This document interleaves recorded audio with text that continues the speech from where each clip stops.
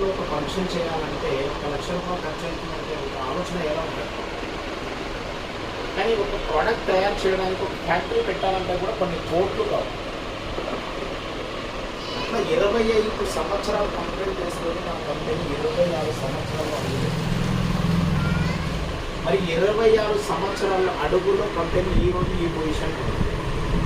మరి ఇంకా 5 సంవత్సరాల తర్వాత పొజిషన్ ఎక్కడ ఉంటుంది? కంపెనీ పొజిషన్ పెరుగుకుంటూ పోతుంది. కానీ ఆ కంపెనీలో నేను ఏ పొజిషన్లో ఉన్నాననేది డిసైడ్ మనం కాదు. అప్పుడే మనం ఏదైనా చేయగలుగుతాం.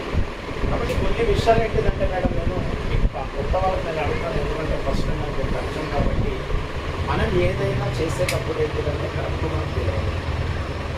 మీకు కరెక్ట్ తెలిసినప్పుడే మీరు ఇతరులకు షేర్ చేయగలరు. అదే మీకు తెలియకపోతే ఇతరులకు ఏం ధైర్యంగా షేర్ చేయగలుగుతారు?